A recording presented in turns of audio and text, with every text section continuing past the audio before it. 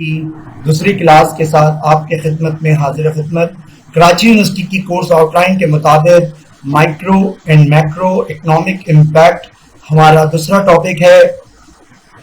जैसा कि आपको पता है कि किसी भी इकोनॉमिक सिस्टम में एडवर्टाइजिंग को बड़ा इम्पोर्टेंट मकाम हासिल है, एक ब्लड लाइन का रोल प्ले करता है। किसी भी माशी सरगर्मियों में एडवर्टाइजिंग ही वो एलिमेंट होता है जिसकी वजह से कोई भी प्रोडक्ट या सर्विस को हम प्रमोट कर सकते हैं। और जब प्रमोशन की बात आती है तो प्रमोशन इस तरह होती है कि कोई भी ब्रांड, कोई भी सर्विस, कोई भी आपकी प्रोडक्ट, जो वर्ड आप यूज करना चाहें, एक्सेप्टेंस का लेवल हासिल करती है और लोग एडवर्टाइजिंग की वजह से ही उस प्रोडक्ट के बारे में जानते हैं।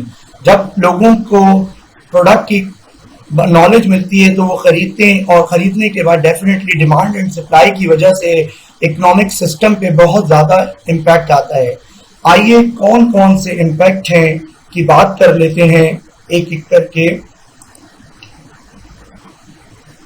देखिए, सबसे पहले किसी भी इकोनॉमिक सिस्टम में एडवर्टाइजिंग का इंट्रोडक्टरी फेज होता है।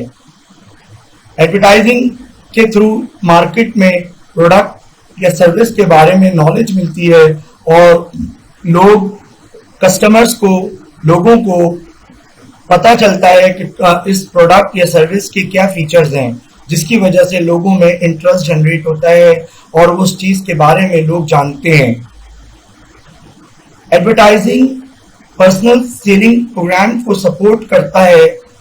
ठीक, एडवर्टाइजिंग कस्टमर्स के लिए डोर ओपन करता है, सेल्समैन के लिए डोर ओपन करता है। इसका मतलब ये लाइन थोड़ी सी आपको कंफ्यूज कर रही होगी। मतलब लोगों को एडवर्टाइजिंग के थ्रू प्रोडक्ट के बारे में पता चलता है। अगर एक सेल पर्सन डायरेक्टली अपनी प्रोडक्ट या सर्विस को लेकर डोर टू डोर चला जाए और लेकिन लोगों को उस प्रोडक्ट के बारे में नॉलेज ही ना हो तो वो सेल पर्सन का क्या काम रह जाएगा। सारे सेल पर्सन एडवर्टाइजिंग की ही बदौलत अपनी प्रोडक्ट या सर्विस को प्रमोट कर पाते हैं। तो इंटरपर्सनल कम्युनिकेशन को एक्चुअली एडवर्टाइजिंग ही आगे प्रमोट कर रहा होता है और जिसकी वजह से लोगों तक उस सेल पर्सन का कम्युनिकेशन एस्टैब्लिश होता है। वो सेल पर्सन प्रोडक्ट की नॉलेज लोगों को प्रोवाइड करता है, सर्विस की नॉलेज प्रोवाइड करता है ताकि ज़्यादा से ज़्यादा लोगों तक उस एडवर्टाइजर का मैसेज पहुंच सके। देखिए, तो देख लीजिए, नई प्रोडक्ट मार्केट में जब इंटर होती है तो वो लोगों को अट्रैक्ट उसी सूरत में कर सकती है जब एडवर्टाइजिंग बहुत इफेक्टिव हो और जब लोग चीज को परचेज करेंगे। जैसे मैंने अभी आपको कहा, तो सेल्स एंड डिमांड बढ़ेगी, लोगों की डिमांड बढ़ेगी तो सप्लाई भी ऑटोमेटिकली बढ़ेगी, जिससे रोजगार के नए नए मौके पैदा होंगे। एडवर्टाइजिंग की वजह से एक पॉजिटिव कंपटीशन जनरेट होता है। मार्केट में लोग अपनी प्रोडक्ट की क्वालिटी को इम्प्रूव करने की कोशिश करते हैं, जिससे सेल्स पे भी बहुत ज़्यादा इम्पैक्ट पड़ता है। और कंपटीशन की एग्जांपल आपके सामने वारिद और टेलीनॉर, आपके पास लिप्टन और टिपाल, ये वो कंपनीज हैं जिनकी आपको वॉर नजर आती है, मार्केट शेयर हासिल करने की जस्तजू में रहते हैं। पेप्सी कोला, कोको कोला की एग्जांपल आपके सामने है। इनमें कंपटीशन चलता है, हेल्दी कंपटीशन होता है और वो अपनी प्रोडक्ट के मेयार को बढ़ाते हैं और ताकि लोगों में प्रोडक्ट ज़्यादा से ज़्यादा एक्सेप्टेंस लेवल ले और ज़्यादा से ज़्यादा लोग उस प्रोडक्ट को खरीदें। और एडवर्टाइजिंग के थ्रू लोग अब उस प्रोडक्ट और या सर्विस की क्वालिटी को ही जांचते हैं। अगर क्वालिटी स्टैंडर्ड के मुताबिक नहीं होती तो लोग उस प्रोडक्ट को यूज करना छोड़ देते हैं और इसीलिए हर कंपनी अपनी गुडविल के लिए जो क्लेम करती है उसी के अकॉर्डिंग एडवर्टाइजिंग करती है। कोई एक्स्ट्रा क्लेम नुकसान पहुंचा देता है प्रोडक्ट को और उस कंपनी की रिलायबिलिटी को। तो सबसे बड़ा इम्पैक्ट हमने देखा कि सेल्स पे एडवर्टाइजिंग बहुत ज़्यादा इफेक्टिवली इम्पैक्ट डालता है।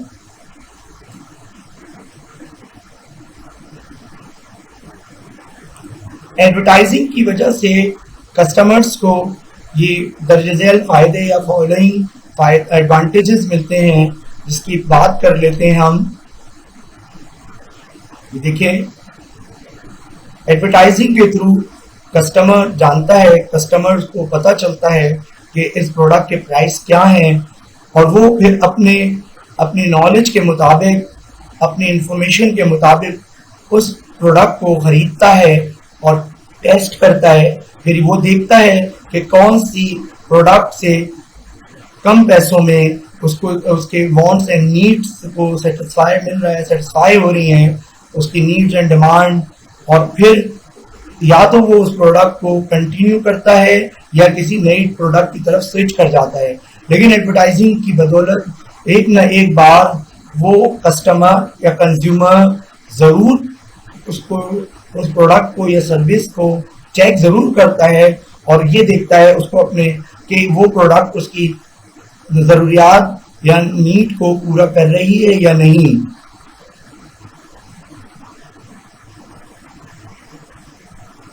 जैसे कि हमने एडवर्टाइजिंग के फंक्शन में भी बात की थी कि एडवर्टाइजिंग एजुकेट करती है लोगों को नई प्रोडक्ट्स के बारे में और उसके मुख्तलिफ यूज के बारे में। मिसाल के तौर पर एक कोई नई वॉशिंग मशीन मार्केट में आई है, पहले उसके में कपड़े सुखाने वाले फीचर्स नहीं थे या कोई ऑटोमेटिक फीचर्स नहीं थे, तो नई एडवर्टाइजिंग कैंपेन में जो भी मॉडिफिकेशन हुई है उसके बारे में एडवर्टाइजिंग के थ्रू ही लोगों को पता चलेगा। तो ये बात अपने माइंड में रखिएगा कि एडवर्टाइजर्स या अपनी एडवर्टाइजिंग के थ्रू लोगों को एजुकेट करते हैं कि इन प्रोडक्ट्स को आपने कैसे यूज करना है। देख लीजिए इस बात को।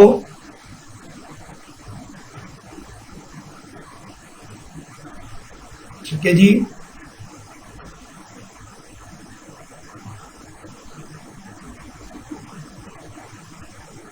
देख लें इस बात को, आगे बढ़ते हैं। एडवर्टाइजिंग के थ्रू ही सेटिस्फैक्शन का लेवल इंक्रीज या डिक्रीज होता है। यहाँ ये मतलब है, फॉर एग्जाम्पल कोई बंदा एक प्रोडक्ट यूज कर रहा है और वो प्रोडक्ट उसके मेयार को उसको सेटिस्फाई नहीं कर रही, जैसे कि मैंने ऊपर भी बात की थी, तो उस प्रोडक्ट को वो छोड़ देता है या उसको कंटिन्यू करता है और अपनी लॉयल्टी को इस कदर स्ट्रॉन्ग बना लेता है कि हमेशा वही प्रोडक्ट यूज होती है। जब एक बंदा या मुख्तलिफ एक ग्रुप या मुख्तलिफ लोग एक प्रोडक्ट को कंटिन्यू यूज करते हैं तो इसका मैक्रो इम्पैक्ट जनरेट होता है और इकोनॉमिक एक्टिविटीज जनरेट होती हैं, और वो कंपनी या वो सर्विस प्रोवाइडर अपनी सर्विस की क्वालिटी को या प्रोडक्ट की क्वालिटी को और इनहांस करता है ताकि वो ज्यादा से ज्यादा कस्टमर्स का एतमाद जीत सके। जो लोग ऑलरेडी उस प्रोडक्ट को यूज कर रहे होते हैं, नई इन्वेंशन से, नई मॉडिफिकेशन से और सेटिस्फाई होते हैं और एंजॉय करते हैं उस चीज के बारे में। एंजॉय से मतलब ये है कि अपनी बेसिक नीड को इस लेवल पर पाते हैं कि उनको सेटिस्फैक्शन मिलती है। ये मतलब है यहाँ पर इस बात का।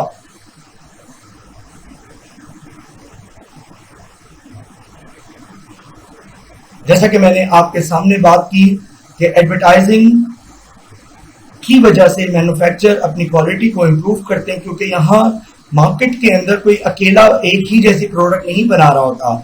यहाँ पर बहुत सारी प्रोडक्ट एक जैसी नजर आती हैं। तो मैंने आपके सामने एग्जांपल दी थी, पेप्सी और कोका कोला ऑलमोस्ट सेम चीज है, लेकिन अपनी ब्रांडिंग की वजह से, अपने थोड़े बहुत टेस्ट की वजह से थोड़ी सी एक दूसरे को डिफरेंशिएट करती हैं। एक्चुअली ब्रांड नेम उनको डिफरेंशिएट करता है। ये प्रोडक्ट कंपटीशन की वजह से रिसर्च करती हैं और फिर अपनी प्रोडक्ट में नई डेवलपमेंट लेकर आती हैं और शो बनाती हैं कि उनकी जो सप्लाई है प्रोडक्ट की या सर्विसेज की वो अप टू मार्क हो और वो क्वालिटी प्रोडक्ट्स अपने कस्टमर्स तक पहुंचाएं। ये भी एडवर्टाइजिंग के थ्रू ही होता है, क्योंकि सबको जो भी इंफो आ रही होती है, जो भी मालूमात आ रही होती है, वो सिर्फ एडवर्टाइजिंग की बदौलत ही आ रही होती है।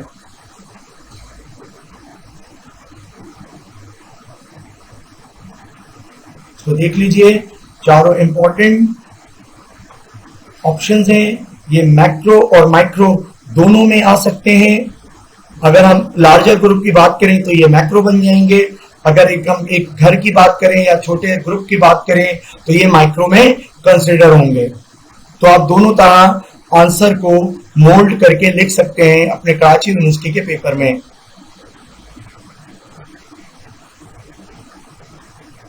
तो देखिए बहुत इंपॉर्टेंट बातें हैं।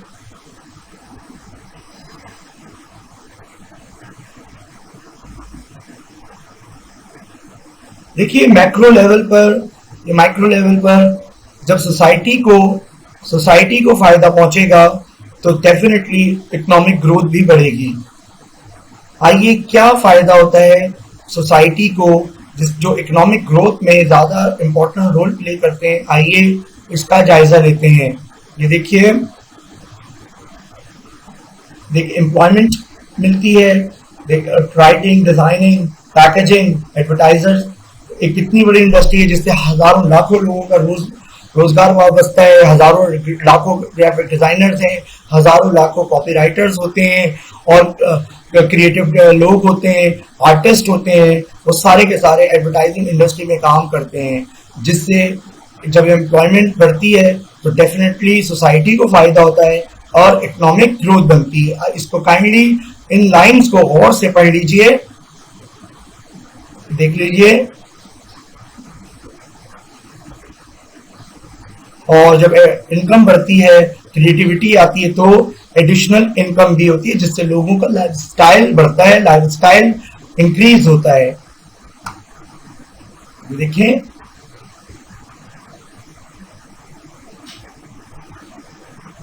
यहाँ ये बात काबिल गौर है, यहाँ ये बात काबिल गौर है कि जो भी इकोनॉमिक एक्टिविटी होती है उसका बराह रास्त ताल्लुक स्टैंडर्ड ऑफ लिविंग से होता है। ये बात हमने एडवर्टाइजिंग के फंक्शंस में भी बात की थी। जरूरी नहीं है कि एडवर्टाइजिंग के फंक्शंस वाला क्वेश्चन आ जाए, आपके पास कोई भी एक क्वेश्चन आ सकता है, तो इसमें भी आप इस चीज को इग्नोर नहीं कीजिएगा और इसको बहुत गौर से पढ़ के जाइएगा। सारी चीजों को बहुत गौर से पढ़ के जाना है आपने। तो देख लीजिए, लेकिन अगेन यहाँ एक इंपॉर्टेंट बात है, यहाँ आपके पास जो रिसर्च हो, इन डेप्थ रिसर्च हो, जिसकी वजह से ही इफेक्टिव एडवर्टाइजिंग पॉसिबल हो सकती है। अदरवाइज मैन्युफैक्चरर्स कितनी अच्छी एडवर्टाइजिंग कर लें, अगर उन्होंने रिसर्च एंड डेवलपमेंट का काम नहीं किया होगा तो वो सारी की सारी एक्टिविटीज फ्लॉप हो जाएंगी, जिससे सोसाइटी को कोई फायदा नहीं होगा। जब सोसाइटी को फायदा नहीं होगा तो कोई मैक्रो इम्पैक्ट नहीं आएगा हमारी इकोनॉमी के ऊपर।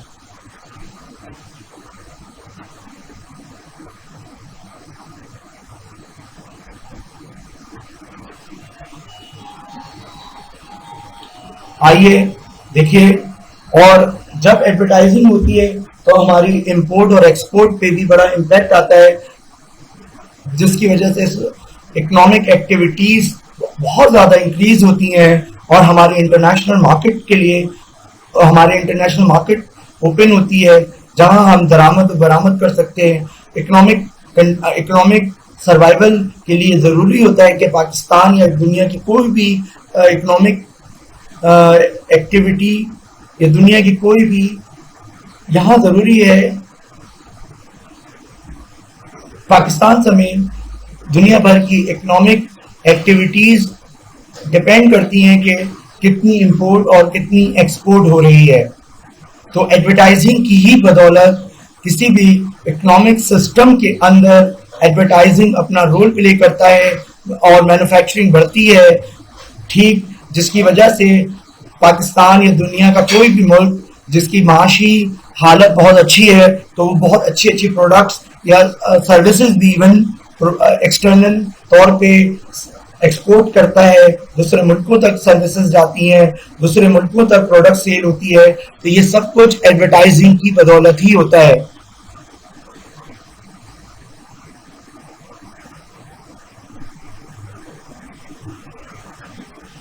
ये देखिए एक और इम्पोर्टेंट बात, एडवर्टाइजिंग की बदौलत ही सस्टेन करता है हमारा प्रेस और मीडिया की दूसरी टाइप्स, क्योंकि एडवर्टाइजिंग ही किसी भी मीडिया हाउस की आमदनी का सबसे बड़ा जरिया होता है।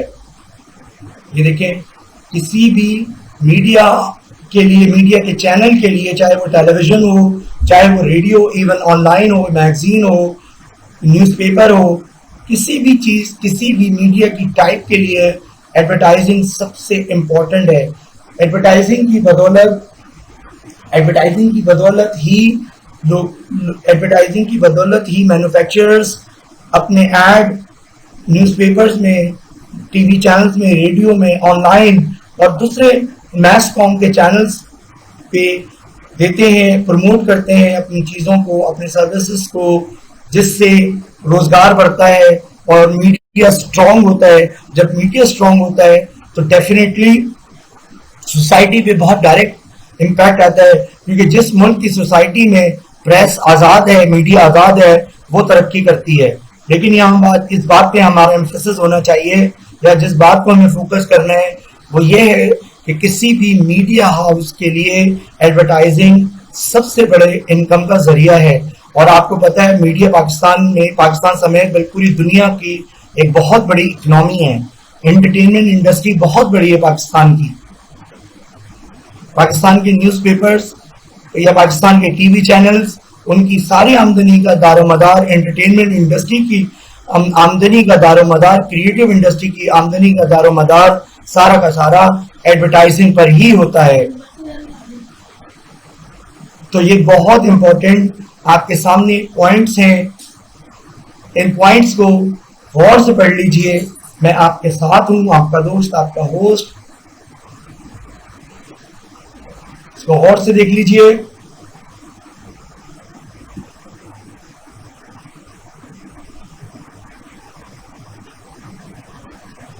कोई ऐसी बात नहीं है जिसे आपको समझने में मुश्किल हो।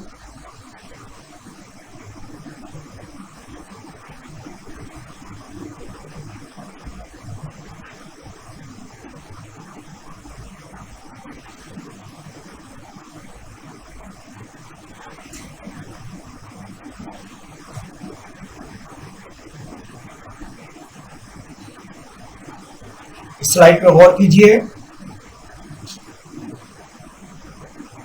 देखिए सारे के सारे रिलेटेड हैं आपके मैक्रो इकोनॉमिक पॉलिसी से, और जहां एडवर्टाइजिंग का सबसे ज्यादा इम्पैक्ट होता है। ये पूरा चार्ट आपके सामने है। एक एक पॉइंट को आप एग्जाम्पल के तौर पे कोट कर सकते हैं अपने फाइनल पेपर में, केयू के पेपर में, एम्स में होने वाले मिड टर्म्स में। देखिए सारी बातें हम करके आ चुके हैं। हमारा जीडीपी बढ़ता है, हमारी एक्सपोर्ट्स बढ़ती हैं, इंटरनेशनल एक्सपोर्ट बढ़ती है, ट्रेड बढ़ता है हमारा, अनएम्प्लॉयमेंट रेट खत्म होता है, इनइक्वालिटी खत्म होती है, स्टैंडर्ड ऑफ लिविंग मेंटेन होता है, प्राइस में स्टेबिलिटी रहती है। ये समझने की बात है कि जब कंपटीशन का दौर होगा, हर मैन्युफैक्चरर, हर कंपनी ये चाहेगी कि उसकी प्राइस के अंदर स्टेबिलिटी रहे, कि प्राइस के अंदर स्टेबिलिटी रहे। चलिए जी आगे बढ़ते हैं। ये देखिए एक और कुछ बातें,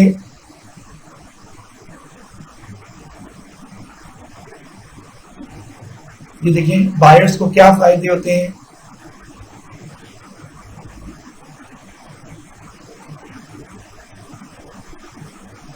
कस्टमर्स के पॉइंट ऑफ व्यू से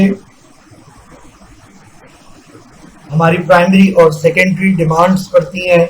इनका जिक्र हम अगले लेक्चर में करने वाले हैं कि प्राइमरी डिमांड क्या होती है, सेकेंडरी डिमांड क्या होती है, ये हम अगले लेक्चर में बात करेंगे। जैसे प्राइमरी जो जिंदगी की बुनियादी चीजें हो, जैसे हमारे पास मिल्क हो गया, आटा हो गया, तेल हो गया, चाय की पत्ती हो गई, ये सब हमारी प्राइमरी जरूरियात हैं, हमारी बुनियादी जरूरियात हैं। फॉर एग्जाम्पल अगर हमारे पास मर्सिडीज कार ना हो, हमारे पास हाई फाई किस्म का मोबाइल ना हो, तब भी हमारी जिंदगी चलेगी। लेकिन अगर हमारे पास खाने के लिए कोई चीज ना हो तो फिर हमारी जिंदगी मुमकिन नहीं है, जिंदगी का गुजर बसर मुमकिन नहीं है। तो ये इन चीजों में भी, इन चीजों की इंफॉर्मेशन भी, इन चीजों की यूटिलाइजेशन भी एडवर्टाइजिंग के थ्रू ही पॉसिबल होती है। इसमें हम आइंदा के लेक्चर में बात करेंगे।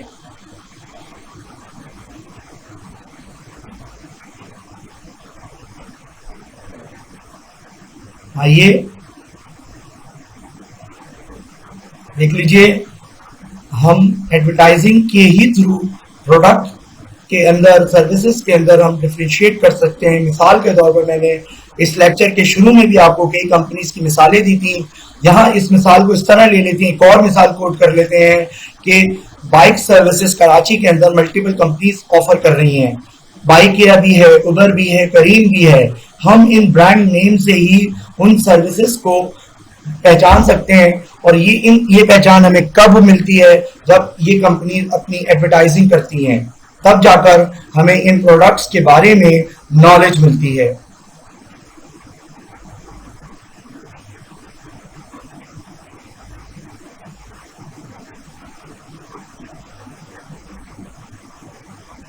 ये देखें, मैंने जैसे आपको पहले बताया, सारी बातें एक दूसरे से लिंक हैं, एक दूसरे से लिंक हैं सारी बातें।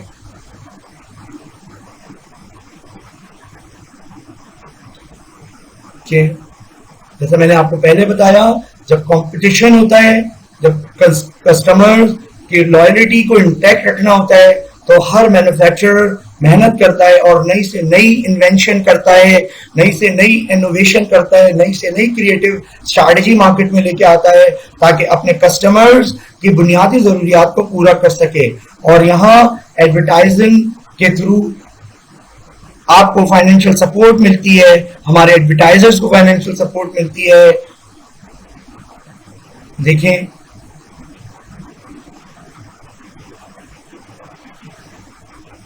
इस चीज को बहुत गौर से आपने देखना है।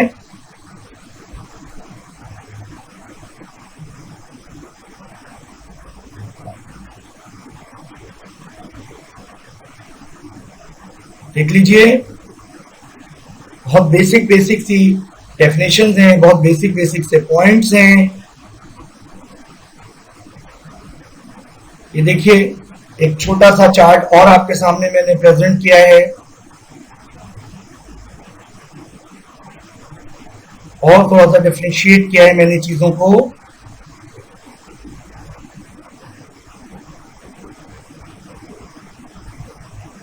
देख लें, फैमिली की डिसीजन मेकिंग, उसकी कितनी इनकम, एडवर्टाइजर्स जो आपको पैकेजेस देते हैं जैसा कि बाय वन गेट टू, तो हर मिडिल क्लास फैमिली मेंबर की या जो भी खरीदारी करती हैं, स्पेशली हाउस वाइफ्स, उनकी कोशिश होती है कि कुछ पैसे बच जाएं। तो इस बारे में भी एडवर्टाइजर ही अपनी एडवर्टाइजिंग के थ्रू लोगों को आगाह करते हैं, इन्फॉर्म करते हैं।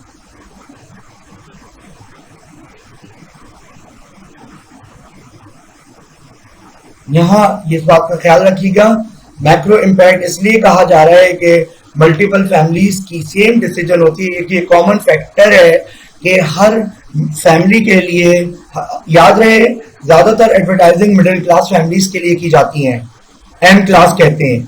ज्यादातर जो भी एडवर्टाइजिंग होती है, जो भी कैंपेनिंग होती है, सबसे बड़ी टारगेट मार्केट जो होती है वो हमारी मिडिल क्लास होती है। सबसे बड़ी टारगेट मार्केट आपकी मिडिल क्लास है। देखिए, गवर्नमेंट की पॉलिसीज पे इम्पैक्ट आता है, ठीक।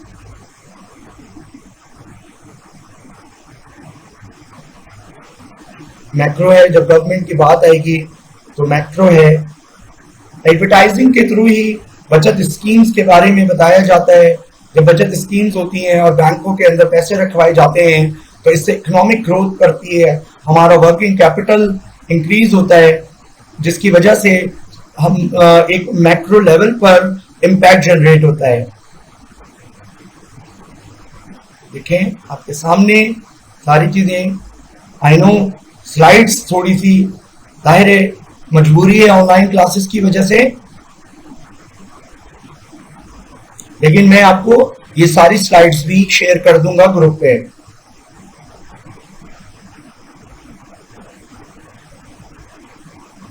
ये देखें, जब जब डिमांड एंड सप्लाई का ग्राफ बढ़ता है, मतलब सप्लाई भी हो रही है और डिमांड भी बढ़ रही है, तो डेफिनेटली उस फर्म को डिमांड से मीट करने के लिए नए लोगों को हायर करना पड़ता है। और जब जिसकी वजह से, जैसे हमने ऊपर भी बात कर ली थी, रोजगार बढ़ता है, तो ये भी मैक्रो इम्पैक्ट है। इस सारे देख लीजिए, ये देखें, मैं यहाँ इस बात की वजाहत कर दूं, जब एक फैमिली होगी तो वो माइक्रो होगा, जब मल्टीपल फैमिलीज अपनी डिसीजन पावर से कलेक्टिव मल्टीपल ग्रोथ होगी, चीजें ज्यादा करी जाएंगी, तो ये माइक्रो कन्वर्ट हो जाएगा मैक्रो में। इस बात की वजाहत जरूरी है। याद रहे, जब कुछ फैमिलीज, मैंने जैसे शुरू में भी कहा है इस लेक्चर के, जब कुछ फैमिलीज एक ग्रुप दो ग्रुप परचेजिंग कर रहे हो तो वो माइक्रो में आता है। जब एक सोसाइटी का लार्ज सेगमेंट परचेजिंग कर रहा हो तो वो ये माइक्रो इम्पैक्ट मैक्रो में कन्वर्ट हो जाता है। जब एक कुछ फैमिलीज का स्टैंडर्ड ऑफ लिविंग मेंटेन हो रहा हो तो वो माइक्रो है। जब पूरी सोसाइटी का स्टैंडर्ड ऑफ लिविंग मेंटेन हो चुका हो तो वो मैक्रो इम्पैक्ट है, जिसकी मिसाल हमारे पास सिंगापुर की एडवर्टाइजिंग इंडस्ट्री है, सिंगापुर की सोसाइटी है, अमेरिकन सोसाइटी है, जहाँ पे ज्यादातर स्टैंडर्ड ऑफ लिविंग मेंटेन है लोगों का। कुछ इलाकों की बात हम नहीं कर रहे, हम एक जनरल बात कर रहे हैं, क्योंकि अमेरिका में भी बहुत सारे इलाके ऐसे हैं जहाँ पर बहुत ज्यादा गुर्बत है, वो गुर्बत की लाइन के लकीर की तरह लकीर पे जिंदगी गुजार रहे हैं। तो हम एक जनरल बात कर रहे हैं। कोहॉर्ट से देख लीजिए,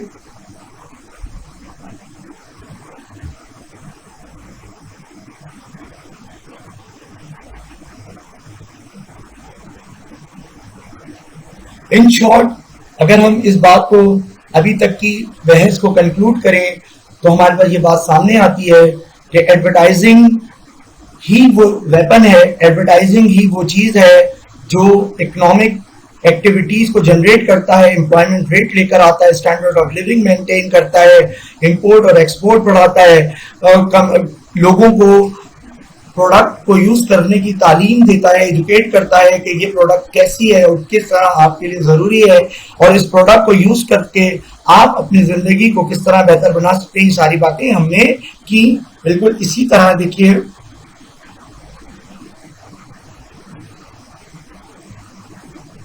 यहाँ ये बात याद रखिएगा कि एडवर्टाइज जब इकोनॉमी ग्रो करती है, और वहां हमने बात की कि एडवर्टाइजिंग का ही इंपॉर्टेंट रेट होता है, तो देखिए इन्फ्लेशन रेट चेंज होता है और उससे क्वांटिटी ऑफ मनी बढ़ती है, सर वर्किंग कैपिटल बढ़ता है, जैसे मैंने आपके सामने बात की।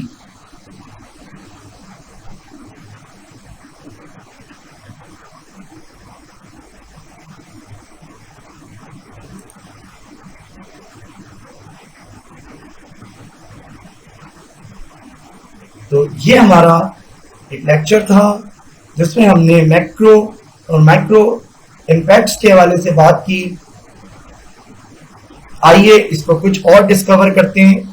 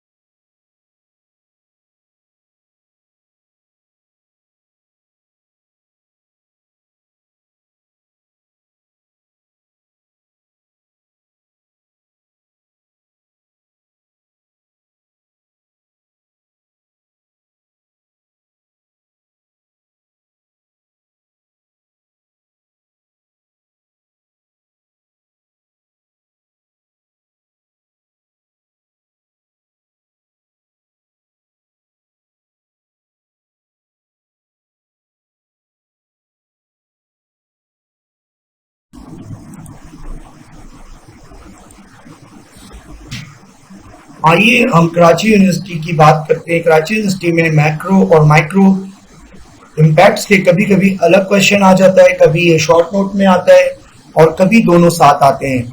इसलिए मैंने जो केयू में कॉमन सा क्वेश्चन है, ठीक ये आता है कभी कभी, कभी शॉर्ट नोट में आता है, तो मैंने इसको बिल्कुल अलग रखा है। ऊपर की सारी बातें हमने की थी। आइए माइक्रो लेवल पर क्या इम्पैक्ट होता है इसकी बात कर लेते हैं। माइक्रो लेवल, आपको पता है एडवर्टाइजिंग का इम्पैक्ट पहले माइक्रो से शुरू होकर मैक्रो में कन्वर्ट होता है, इसलिए और बड़ा इंपॉर्टेंट माइक्रो इम्पैक्ट्स हैं जिनको हम डिटेल के साथ देखते हैं। इनके सिग्निफिकेंट इम्पैक्ट को, इनके की इम्पैक्ट्स को हम थोड़ा डिटेल के साथ देख लेते हैं ताकि हमारे एग्जामिनेशन पॉइंट में से चीजें क्लियर हों। ये देखें, सबसे पहले माइक्रो लेवल में किसी भी कस्टमर या कंज्यूमर या सर्विस अवेल करने वाले बंदे की डिसीजन मेकिंग पे एडवर्टाइजमेंट्स बहुत इंपॉर्टेंट रोल प्ले करते हैं। डिसीजन मेकिंग, कभी कभी तो ये कहा जाता है कि डिसीजन मेकिंग का जो ट्रिगर है, जो बटन है, वो है ही एडवर्टाइजिंग। एडवर्टाइजिंग ही को माइंड में रखकर कस्टमर कोई चीज, प्रोडक्ट या सर्विस खरीदता है या कभी कभी उसे एज ए एक्सपेरिमेंटल वे के तौर पर यूज करता है। वो जरूर इन्फ्लुएंस में आता है एडवर्टाइजिंग के मैसेजेस के, और उसके माइंड में एडवर्टाइजिंग मैसेजेस रिकॉल होते हैं उसकी जब परचेसिंग पावर चल रही होती है या वो कोई चीज परचेज कर रहा होता है। तो डिसीजन मेकिंग में के प्रोसेस में या कंज्यूमर बिहेवियर में बहुत इंपॉर्टेंट रोल एडवर्टाइजिंग का होता है, जिसकी बेस पे वो चीजें खरीदता है या खरीदता नहीं तो कम से कम उसके माइंड में उस ब्रांड या उस कंपनी का इमेज जरूर होता है। आइए बात करते हैं। देखिए, ब्रांड की आइडेंटिटी, जैसे मैंने आपको मैक्रो में भी बताया था, माइक्रो में भी होती है। ठीक माइक्रो में किस तरह होती है?